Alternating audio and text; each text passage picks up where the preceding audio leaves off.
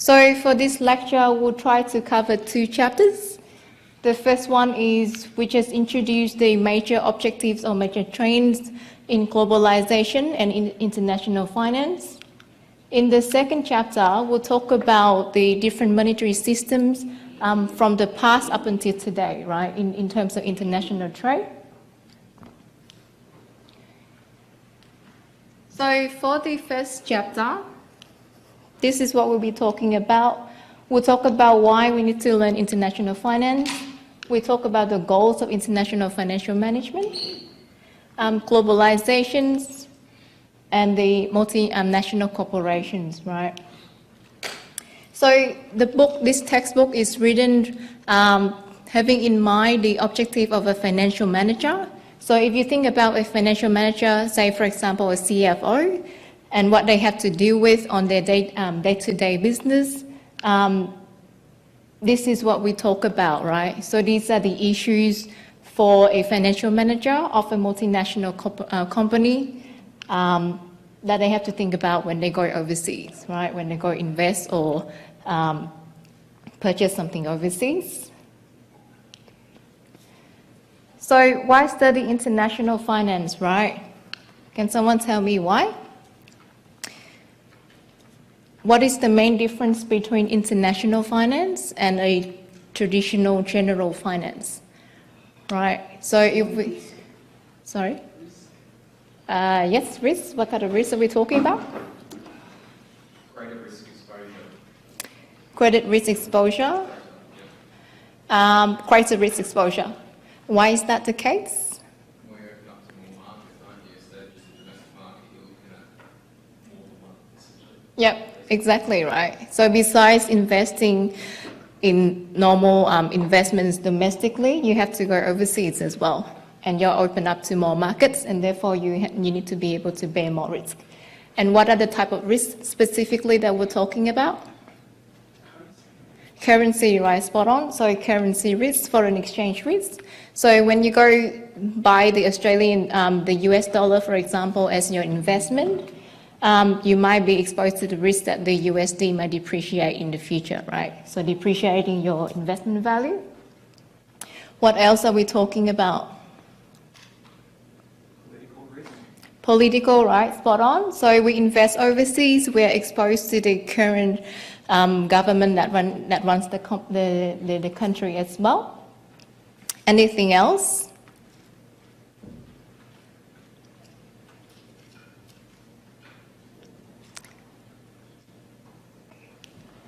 So we'll talk about these issues later on, but firstly, foreign exchange risk, spot on. Political risk. Market imperfections, so these are things that make it more costly for you to go overseas, right? So for example, shipping costs. If you buy something overseas, you need to pay shipping, so on and so forth. Okay. So foreign exchange risk. This is one of the major things that we focus in this subject. So we'll talk about why a multinational company might face foreign exchange risk. We'll talk about how to manage this risk, as well as how to use financial derivatives to manage this risk, right? So foreign exchange risk is the risk that you face when you go when your business is exposed to foreign currency, right? So when you go and acquire a company in a different country, for example. So the risk here that you have to bear is that the currency, the foreign currency, might move in a direction that is unfavorable to your position, right? So if you talk about going out and buy an asset in the US, for example, if you are a buyer, then the risk here is that the USD may appreciate, right, at the time that you need to make the acquisition. Okay. So, for example, in the example that we have in the lecture slide, now suppose that we are a US investor, right? So our home country is the US. This is because the textbook is written by 2 US professors. Now, suppose that we are a US investor and we want to go to Japan to invest, right? So our foreign market here is Japan. So we start with 1,000 USD. And at the time that we make the investment, the exchange rate between the yen and the USD is 100 yen per USD, right? So if you want to buy 100 yen, you need to pay $1 US. So what you do is you buy 10 shares of Toyota for the price of 10,000 yen. So converting back to your home currency, it costs you 1,000 USD, yeah? So this is your P0, which is the investment that you start with. Now, suppose that you make a very good investment, and after 1 year, your investment increases in value, right? So after 1 year, you get 110,000 yen, right? So this is your P1 in your yen. This is the yen. Okay. So if we look at the investment returns here, this is about 10%, right?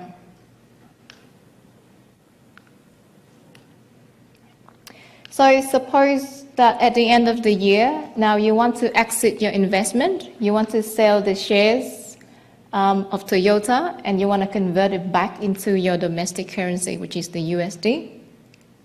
Now, at that time, the yen actually depreciates. So $1 US now could buy 120 yen, right? So why do we say that the yen is depreciating? So this number is higher than this number, right? But why do we say that the yen is depreciating?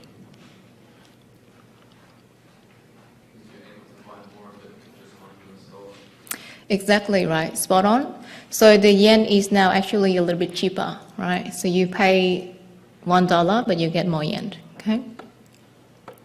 So if this is the case, then if you want to convert your money back into the USD, what would be your actual USD return, right? So notice that in terms of the yen return, like we calculated before, we actually make a 10% investment return, yeah? Now, in terms of the US investment return, we started with 1,000 USD, but look at what we end up with, right?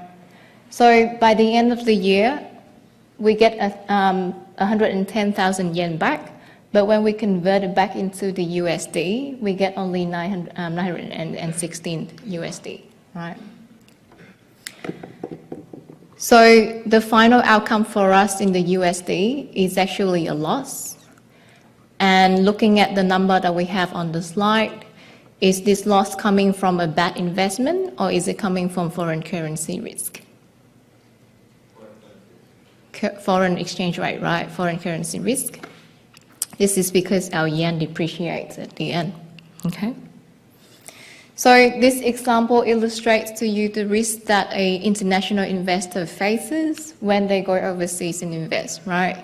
So besides the inherent risk of their investment, they need to also worry about the foreign exchange rate movements, right? So suppose you are this investor, and if you want to hedge your foreign exchange rate risk, what would you do? If I don't want to bear any foreign exchange rate risk at all, what would I want to do?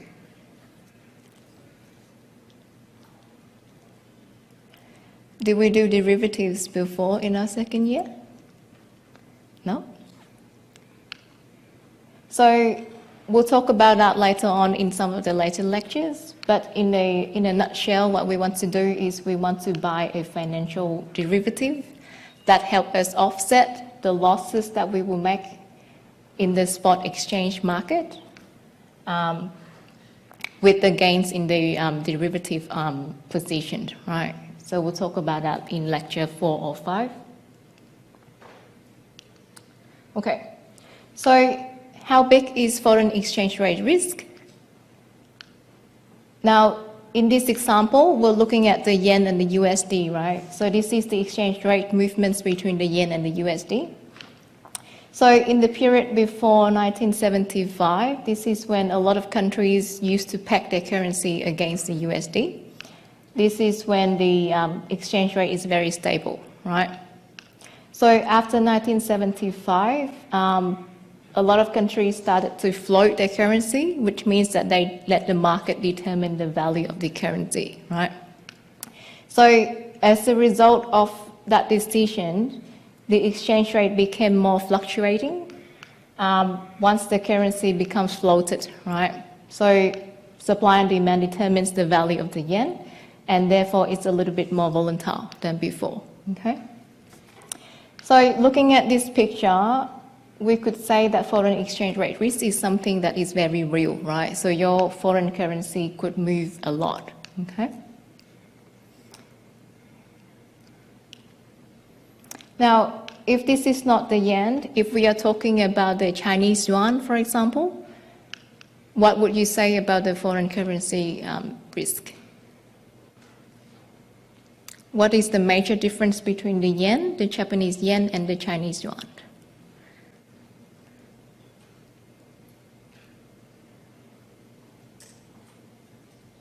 So we mentioned before that with the Japanese yen, it is floated, which means that the market determines its value. With the Chinese yuan, it's a little bit different. So the Chinese government has a target for its exchange rate. So normally its currency is a bit less fluctuating, right? So we'll talk about these issues later on in some of the later lectures as well.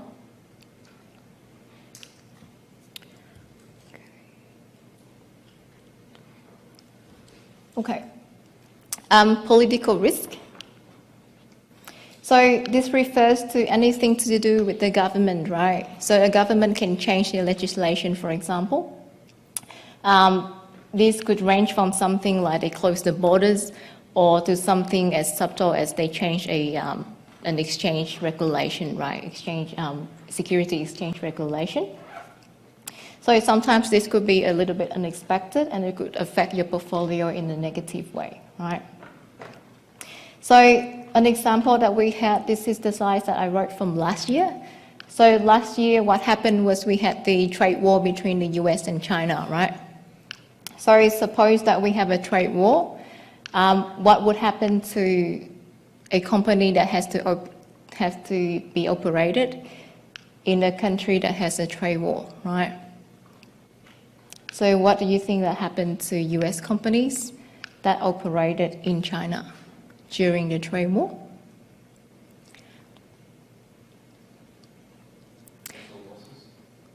Well, they make losses, right? And where did the losses come from?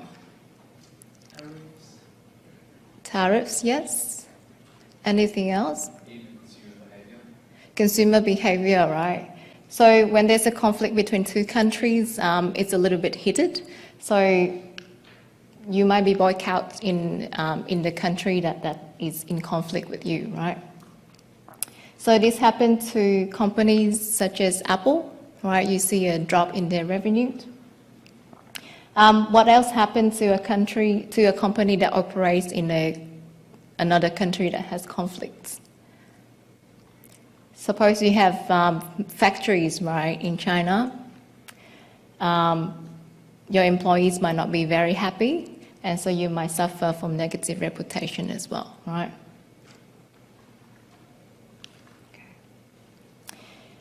Market imperfections. So besides political risk and foreign exchange risk, when you decide to go overseas, you need to be aware of the different costs, right, of your decision as well. So market imperfections refer to the different costs that a multinational company has to face when they go overseas. So one example is legal restrictions on capital flows, goods or people, right? So an example here is in countries like Vietnam, right? So I came from Vietnam originally. Now, before 1986, the country closed the border. That means you could not bring money in or out of the country using your normal legal ways. You have to bring money into the country by bringing the cash in, right? So suppose that a country closed their borders. If a corporation wants to invest in that country, it will be much more costly, right? Much more difficult compared to a free country, yeah? Another example is we talk about free human capital, right? We talk about human capital going from one country to another, but obviously this is determined by the immigration laws in different countries, yeah? So you can't have free human capital flow if people cannot go into your country, okay? Transaction costs.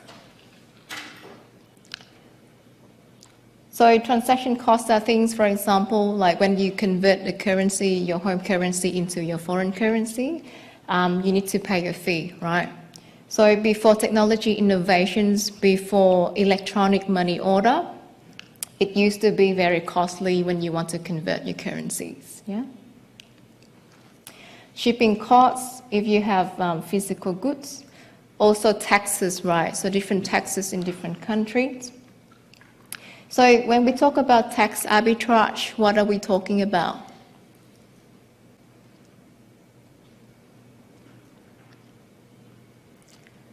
So tax arbitrage is something like, say for example, in Australia, the corporate tax law is 30%. In Singapore or in some other countries, the tax law, the tax rate is a little bit less, right? So if I only get taxed 15% in Singapore and I get taxed 30% in Australia, I might decide to be incorporated in Singapore, right? So that I will pay the Singaporean tax rate. So tax arbitrage refers to the situation where a company might decide to be incorporated in a country with a low tax rate so that they get taxed a little bit less, right?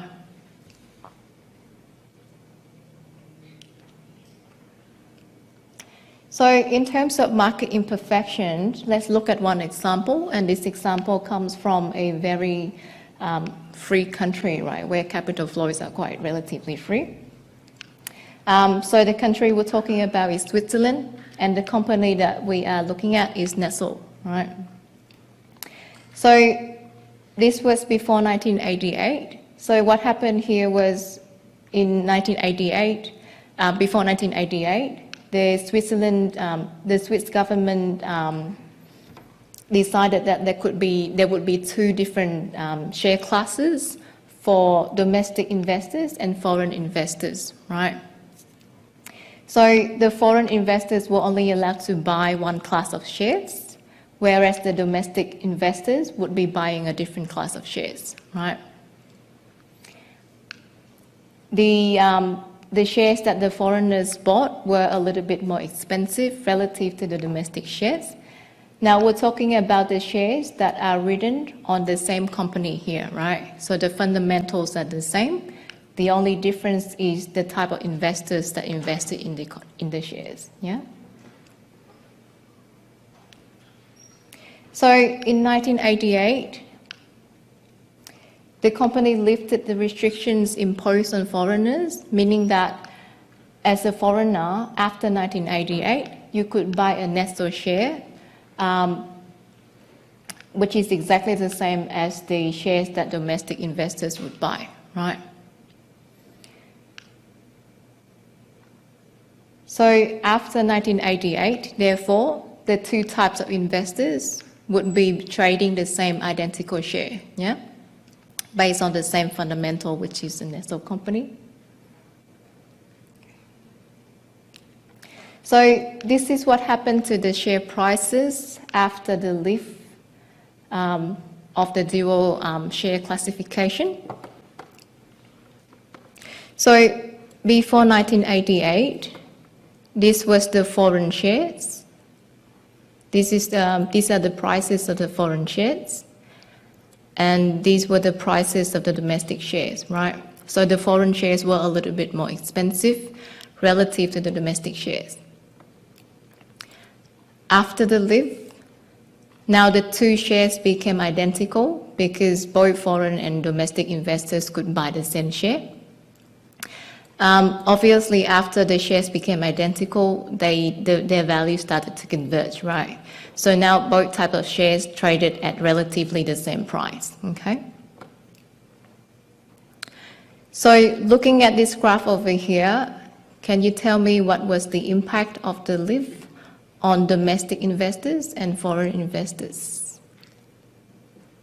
So these are the foreign investors and these are the domestic investors, yeah? So suppose that I stood here, so I was standing on January 1988, and I bought a share at $100 here, right, as a foreign investor. At this time, a Swiss resident could buy a share at $20, okay? Now, after the lift, both of the shares traded at $60, okay? So tell me, what happened to my share portfolio and what happened to a domestic investor's share portfolio after the lift?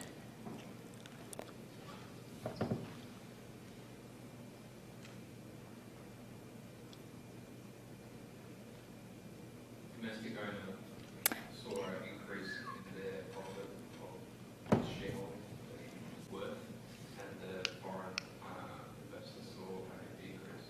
Exactly right, spot on.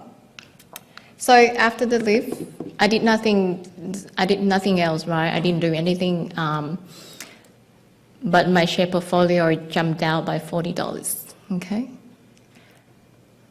At the same time, the domestic investor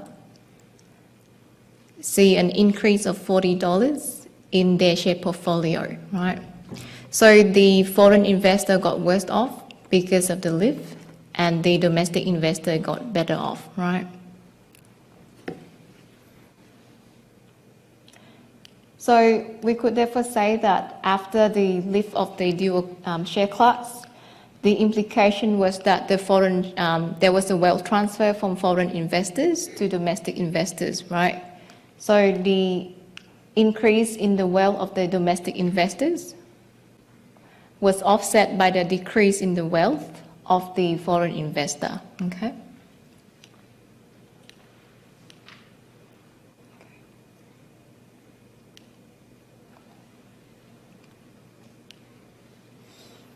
Okay. So what else is there? What is the difference between domestic finance and international finance? So obviously this is what we talked about before. So when you go overseas, you open up to bigger markets, and it could increase the opportunity set for you, right? So you have a bigger market to sell to, for example. So this is true for corporations who have a bigger market to sell to, as well as individual investors who have more assets to choose, right, to diversify their portfolio, okay? Okay. So in the next set of slides, we'll talk about the different goals for a financial manager of a multinational company, right? So why is this important? This is because when you go to a different country, when you're exposed to a different culture, perhaps the shareholders in a different country might expect something different, right? So if you are a financial manager, you need to be aware of the different issues that a different shareholder is exposed to, yeah? So we mentioned before in traditional corporate finance theories that shareholders, a company or the manager is expected to maximize their shareholder wealth. This is a long accepted objective of a Western company, right? So as a financial manager, therefore, as a manager, you're expected to increase the share value of the company, yeah? Now, when you choose to open up your market to different countries, a complication arises. So when we talk about the shareholders in this case, are we talking about which type of shareholders, right? Are we talking about our own domestic shareholders? Or are we talking about shareholders in different countries as well, right? So if we allow investors from overseas to invest in our company, what are their expectations? Where are they, right? Why is this important? Why is this an important question to ask? This is because we might need to think about what currency that we need to maximize their wealth, right? So this is a very important issue for things like when you want to hedge your income, right? So for example, if I earn a lot of money from the US market, if I export a lot of goods to the US, right, my income comes in as in USD, right? Now, if I have two investors, one in Australia and one in the US, the US investor is not exposed to foreign exchange rate risk because their income is in the USD, right? But our Australian investor is exposed to the currency risk, okay? So in this case, as a financial manager, do I decide to hedge our currency risk by buying a forward, for example, on the USD, or do I decide to not hedge our income and let our domestic investor exposed to the USD movement, right? So these are the issues that we'll talk about later on when we discuss financial derivatives, yeah? So besides the shareholders, in different countries, you might be expected to take into account the value of different stakeholders as well, yeah? For example, employees, suppliers, or customer, right? So in Japan, for example, it's not so much about the individual company, but it's about the value of the group of company, right, or the keiretsu. So in Japan, it's very common that companies would form a group, which is called a keiretsu, where this is a family of firms, and instead of maximizing the value of individual firms within the group, you're expected to think about the value of the group as a whole, right? In the Europe, for example, now the corporation law in Australia is quite similar to the US in the sense that you're not expected to have employees sitting on the board. So the board of directors are pretty much representing the shareholders, right? In the Europe, it's a little bit different. So for example, in Germany, you need to have a representative of the employees on the board as well, okay? Reflecting the emphasis of taking into account the importance of the employees in your decision making, right? So as a result, the implication is, depending on where you go, you need to make sure that you respect the expectation of different stakeholders in the country that you're operating in, right? Okay. Principal agency conflict. So this is something that is very common for any kind of corporation. But if you want to go overseas and you're exposed to a different set of laws, then this issue might become more important, right? So what are we talking about here? So when we talk about principal agent conflict, most of the time in the corporate context, we are talking about the conflict between the manager and the shareholders, right? So when you have a company, the manager manages the assets of the company on behalf of the shareholders, and they are expected to maximize the interests of the shareholders. Now, in Australia or in the US or in the Europe, you've got strong corporation laws to protect the shareholders. So shareholder rights are something very important here, and the law is taken seriously, right? When you go overseas, especially in developing countries like Vietnam, there is a law, but the enforcement is not that great, right? So as a result, when you go overseas, sometimes you need to be aware that the shareholder rights protection is not as strong, right, relative to other developed countries. Okay. So besides the different issues that the financial manager has to face, we'll next talk about the different trends and development in the international finance context, right? So we'll talk about the emergence of globalized financial markets, the euro as a global currency. We also talk about different setbacks of internationalization. For example, the debt crisis in Greece in 2010, trade liberalization, privatization, and the crisis in 2008-2009. Okay. So in recent years, we've seen an increase in globalization, meaning that countries start to remove trade barriers and they tend to integrate a little bit more, right? This is because we have deregulation of financial markets, meaning that countries start to open their borders. They allow foreign investors to participate in their financial markets. We also have advances in technology that facilitates cross-border trades, right? So, for example, like we said before electronic money order, it was very costly to transfer money across the border, right? Because you have to pay a lot of fees. Now you can just go to the bank and ask them to transfer money to an overseas account. So advances in technology has helped in terms of reducing transaction costs and also increasing the information available for you to go overseas. In addition, we have an increase in financial innovations. We have markets for currency futures and options. We have bonds. We have different cross-border stock listings, so on and so forth. Now, why is this important for international finance? Okay. For example, why is the development of the currency futures important for a multinational corporation, right? Why do we think that is the case? Okay. So this issue is the focus of our subject. You'll see that later on in week 4 or 5, we talk a lot about futures and options, yeah?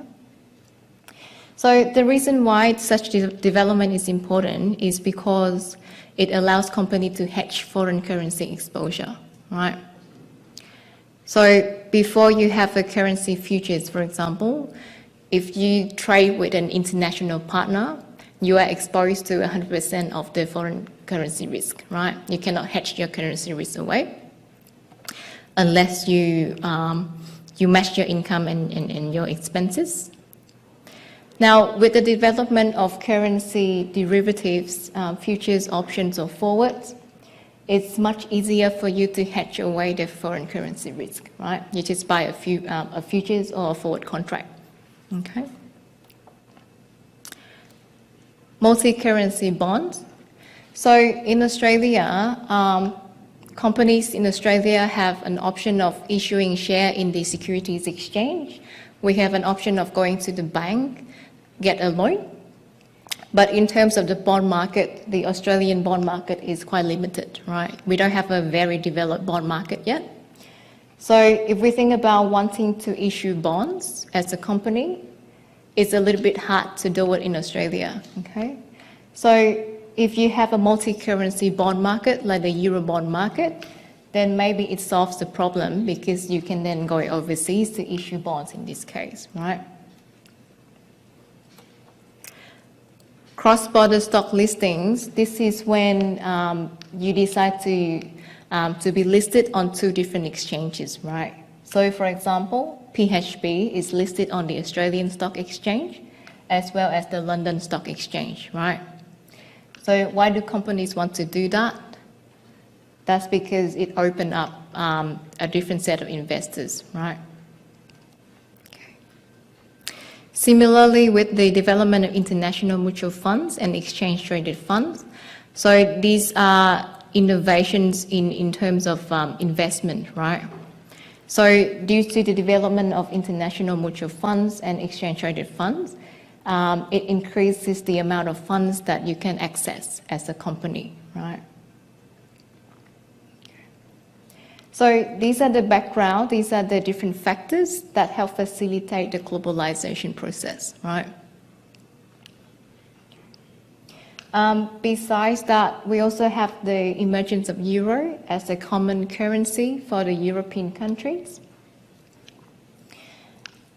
So I think in 1990 or something, a few countries in Europe decided to demolish their own currency and they choose to instead use a common currency called the euro between themselves, right? So these are the countries who use the euro currency as their own currency, right?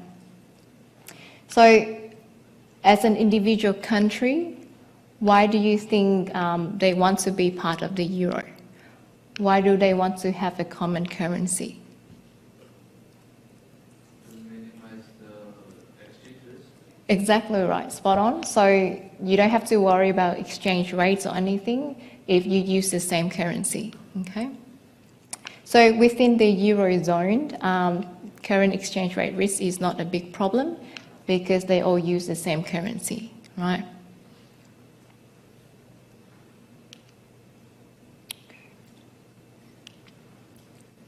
So besides the benefit of having zero exchange rate risk within the Euro countries, the use of the same common currency has its own setbacks, right?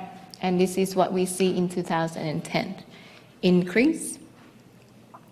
So what happened was in 2010, Greece started to realize that their economy did not go as well as they thought, right? So they had a huge budget deficit and their GDP growth was a little bit less than what they expected, right?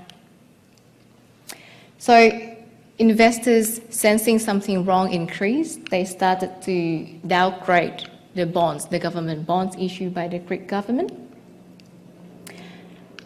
What's interesting here is even though Greece is only a very small, it only contributes a very small amount into the overall Euro GDP, but the crisis that started in Greece eventually spread out to be a Europe-wide debt crisis, right? So why do we think that this is the case? Why would a single country crisis started to spread across all the European countries? So this is something we'll talk about in week 2 as well, right? But does anyone have any idea? Now notice that Greece, they used the euro as well, right? So they were part of the euro union. So their currency was the euro currency, right?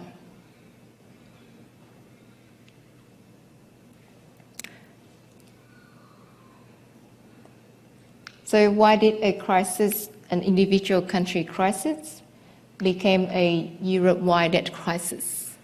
Because they used the euro because investors were pulling out of Greece because they considered it dangerous, risky.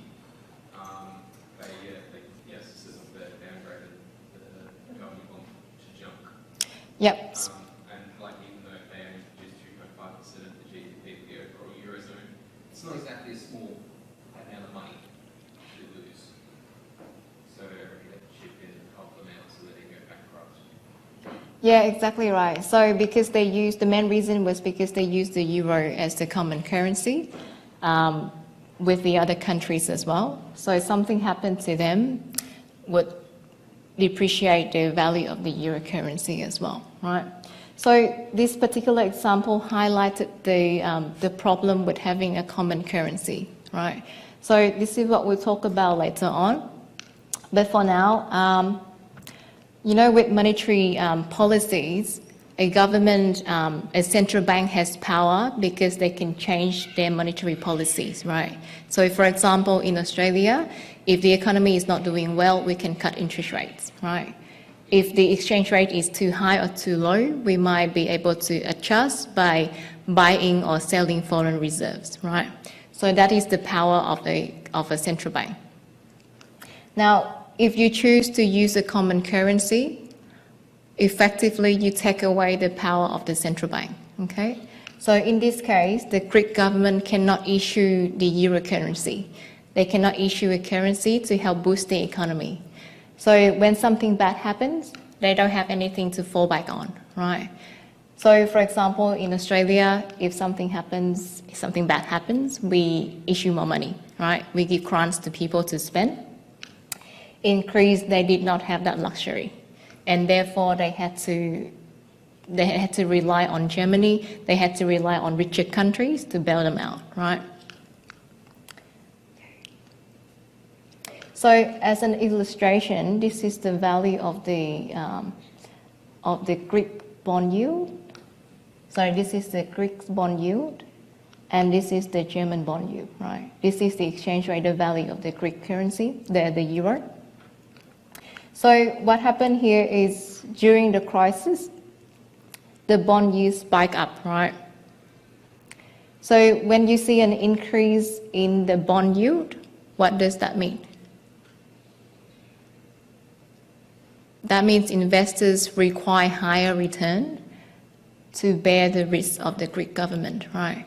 So when a bond yield increases, that means the investor requires higher return to bear the bond, to buy the bond, right? In comparison, the German bond yield did not get affected, right? So these are the issues that you need to be aware of. So globalization has its own benefits, but at the same time, it has its own drawbacks as well, right? So these are the issues that, as a central banker, for example, if you later on work in a central bank, these are the things you need to be aware of, right? Okay. Trade liberalization and economic integration. So over time, in the past, some countries used to close their borders, but over time, people realized that international trade actually benefited them.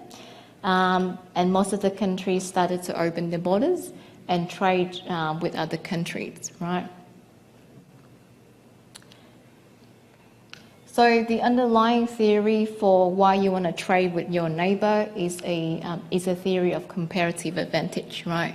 So what does it mean is if I have an advantage in producing cars, for example, if I can produce cars at a cheaper cost relative to my neighbor, whereas if my neighbor can produce jewelries at a cheaper cost, then maybe it's more efficient for me to just focus on cars and my neighbors focus on jewelries, right? So that we can trade together. So that overall, our wealth will increase, okay? So if we just specialize on what we are best at and we trade with our neighbors, it will increase the overall wealth of the two countries, right? So in theory, it makes sense for countries to trade with each other and specialize on what they are good at. For example, in Australia, what are our best comparative advantage?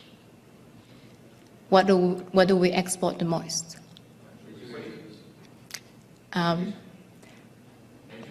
Education, agriculture, natural resources, right? So education, I think, comes third.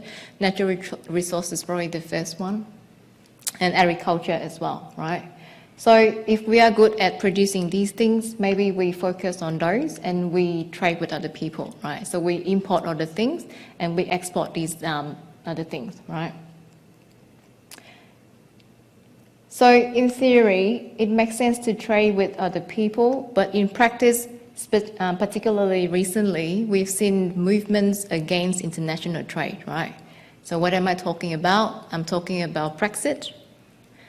I'm talking about trade tariffs. I'm talking about trade wars, right? So why do we think that is the case? If we are both better off, then why do we want to close our borders anyway, right? Why would that be the case? Okay. So we'll skip those ones. So these are just the different agreements for free trades.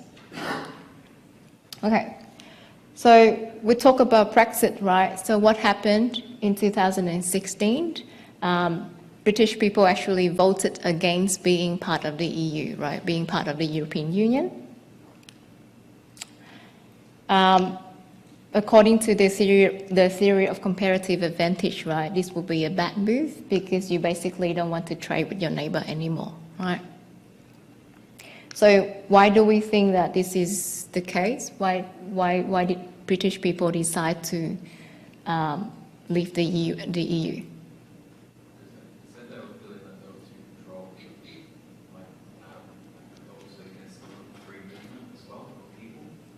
So they were against the free movement of people, yes. That's why they voted against being in the EU. Why did they think that it hurt them? Right. People were taking their jobs, right? Okay. So spot on, right? So Brexit actually revealed that some people were against globalization, right? So in theory, the international trade or globalization is good, but in practice, what happened here is the increase in wealth only concentrates on a group of people, right? So Brexit actually highlights the problem with international trade in the sense that the wealth distribution is not evenly distributed, okay? So the poor people, in particular, did not get what they wanted, right? Whereas most of the time the benefits go into the rich people, being the corporations, the shareholders, so on and so forth. So this is not to say that internationalization is bad. It just highlights the problems that we have to fix, right? For example, income inequality, okay? Or wealth distribution inequality. Privatization, so this is what we've seen in the developing world. So as we mentioned before, a few years back, some countries tend to close their borders. But over time, with the development of financial markets, they start to privatize, meaning that state-owned companies started to be sold off to private investors, right? Okay. So why would state-owned companies want it to be owned by the private sector? Now, most of the time in finance research, we find that it's more efficient for the private sector to run a company, right? So if you have a shareholder that is efficiency-minded, they tend to run the company better. They tend to increase the value of the company better. Why is that the case? This is because state-owned, the state, right, any government, they might have a different objective rather than increasing the financial value of the firm, right? Okay.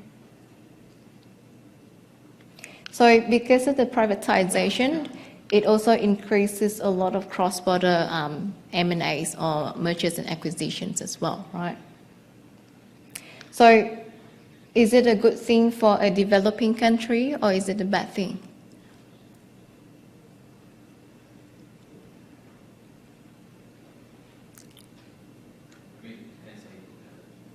Depends on how you look at it, right? Keep it nationalised, you keep the profits within the country. Yeah. If you nationalise it, you might increase, as you say, lower paying jobs in that field, but also the lion's shares of the profits typically go overseas. So it depends. Yeah, spot on, right? So it depends. So there was a study in, I think, 2014 that looks at Chinese state-owned companies. So what they found was that the objective of that group of Chinese state-owned companies that they study, the main objective was to provide jobs to their citizens, not increasing financial wealth, right? So in that sense, if you look at an objective of a company as promoting jobs to the citizens, then that was perfectly fine. But if you want to increase the financial wealth of how to run your resources, then maybe you want to privatize it, to let the private sector do their job. So, so using Vietnam as an example, because I come from Vietnam, obviously. So after the country opened the borders, the GDP increased. Obviously, people were more wealthy now. But at the same time, we face the problem of wealth distribution, right? So the richer the country becomes, the larger the gap between the rich and the poor, right? So depending on who you're talking to, depending on what side you're taking, privatization could be a bad or a good thing, right? But overall, I think in terms of wealth, it seems to be a good thing on average, okay? So Chinese privatization, I don't mean to pick on the Chinese here, but it's just that it's a very special case in the sense that when you talk about privatization, normally you think about selling off the company completely to the private sector, right? So the control would go into the hand of the private investors. with the recent development in China, so what happened was the state-owned enterprises started to become privatized, but the control still stayed with the state, right? So you might sell the assets or the resources to outside investors, but you retain control by having a dual-class share system, okay? So it's similar to the example that we talked about before with the Nestle company. So with a Chinese company, you have two different classes of shares. The domestic citizens can buy a A-share class with full voting rights, but foreigners are limited to B shares, so they don't have a lot of voting rights relative to the A shares. So in this sense, you can retain control within the country, but you outsource the operation of the resources outside, right? Okay, so that's 5 minutes. Okay, so to continue with the lecture, so let's talk about the global financial crisis in 2008, 2009. So this has been, I believe, the focus of a lot of your finance subjects already. So we don't really worry too much about the details of the crisis and what happens, the technicality of it. But the main focus of our discussion is on what the global financial crisis tells us about how interrelated the different countries are, right? So did someone want to tell me about the background of the global financial crisis? How did it start and what happened? It started off by the collapse of several banks in the United States. Exactly, right. The subprime home lending. Exactly. So it started at the subprime mortgage market. It was where the stock market started to tumble and get spread. Yep, exactly right. So what we mean here is it started from the subprime mortgage market, which is the housing market in the US, right? And from that one single market, it spread across the globe, right? So at that time, people tend to borrow too much, and they tend to, not just people, but financial institutions as well, they borrowed too much, right? They took on too much risk. The background of it is before, in the period before, the interest rates in the US were very low, right? So it was very easy to get money.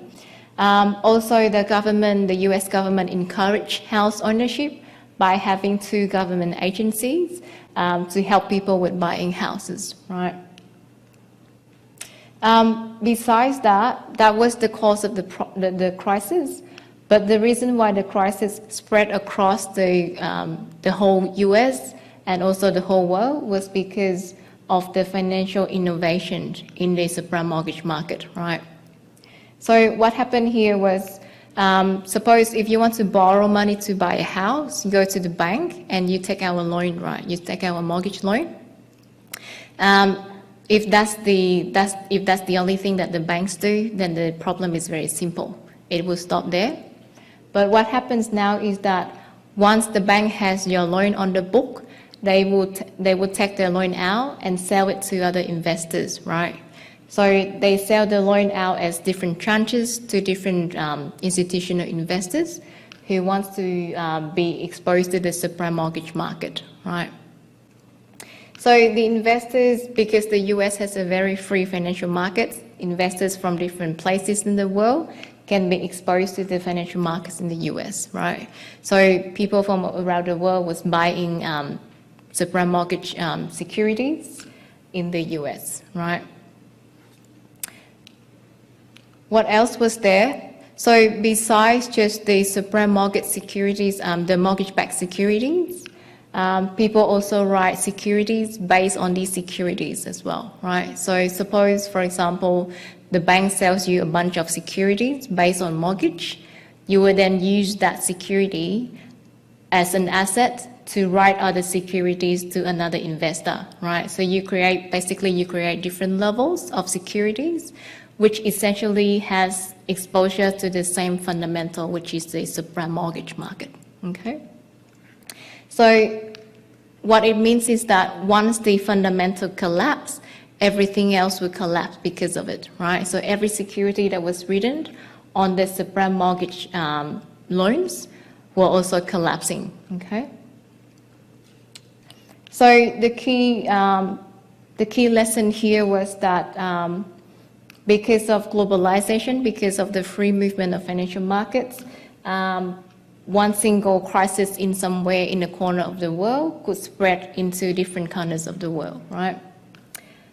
Secondly, people were buying securities without understanding the underlying risk of the security, right? Without understanding the how the different asset securities are correlated, okay? So if I hold for example, if I hold a mortgage-backed security, and if it's rated AAA, I might think that it's a very safe security to hold, without understanding that if the mortgage market collapsed, my security value would also go into zero, right? So these were the risks that investors were bearing without understanding it. Okay. What was that here? So this was the aftermath of the crisis. So if we look at the crisis period, this is what happens to the Dow Jones Index, which is one of the major share indexes in the US. So it drops, right? At the same time, the unemployment rate was increasing as well when companies started to go bankrupt and people lost their jobs. Now, with the increase in unemployment, it further increased the problem of the subprime mortgage market, right? So people were borrowing to buy houses. Now they lost their jobs as well. So they couldn't pay on their mortgage loan, okay? So they further defaulted on their mortgage loans as well. Okay. So after the crisis, what we learned was that asset classes, different financial assets, could be very much correlated, right? So just because you hold a mortgage-backed security, it's not just because it's backed by something, it doesn't mean that it's safe, right? So correlation and contagion was therefore one of the biggest things that people talk about after the crisis, yeah? So for example, in terms of the banking sector, after the financial crisis, people introduced Basel III, which takes into account the contagion risk of different bank assets, okay? Okay. So finally, we introduced a multinational corporation. So as we mentioned before, this subject is pretty much about a financial manager that operates in a multinational corporation, right? So how do we define a multinational corporation? Basically, in a nutshell, this is a company that operates in different countries, okay? So you could be incorporated in Australia, but you have different operations everywhere in the world. So the number of multinational corporations in the world are quite large. Now, the typical structure is that these companies, they will tend to have factories in places where labor costs are cheap, resources are cheap, and then they will sell their products in richer markets, right, in the US, so on and so forth. So they might obtain raw materials from one country, normally the cheaper countries with very low environmental law. They raise capital from developed financial markets. They have their factories in countries with cheaper labor costs, and then they sell their outputs across the different nations, okay? It's a little bit hard to see from here. I'll increase the size in the later lecture. So in 2000, this data is from 2018. So these are the top 10 multinational companies around the world in 2018. So without going into much detail, I can tell you that the top company comes from the US. This is General Electric. Other big corporations come from developed countries like the UK, Japan, Italy, so on and so forth. Also, one thing to note is that these companies tend to operate in the oil and gas, or in the resources industry. Now, this was the data from 2018. What do we expect going forward, right? So going forward, which industry do we expect to see dominating the list?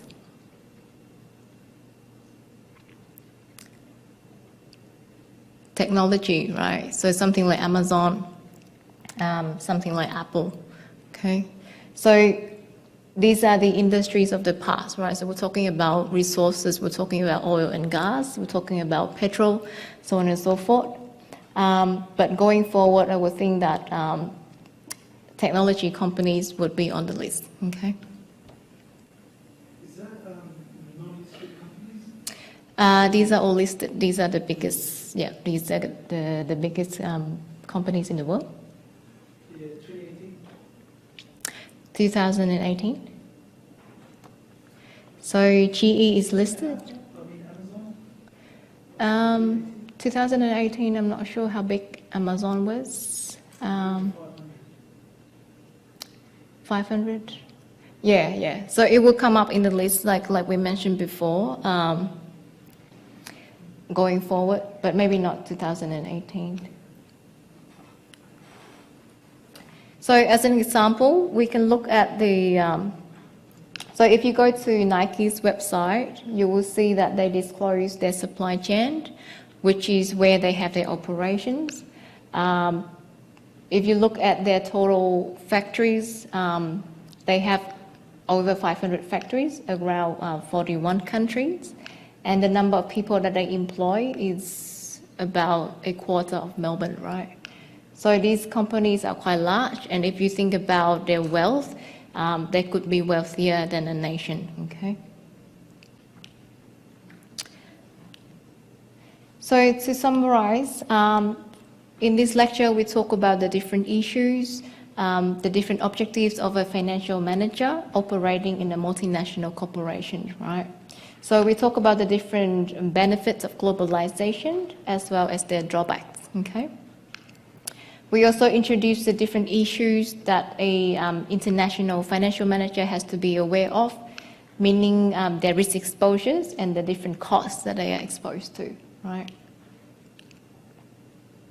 So we also look at the reason why people tend to, a subset of people is against globalization. So we talk about wealth distribution inequality, for example.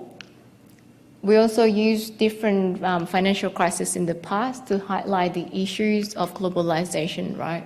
So the more that countries are integrated, the more correlated their economy become, right? So the implication for your portfolio is that you need to be aware of the contagion risk of the different asset classes in your portfolio, right? Okay.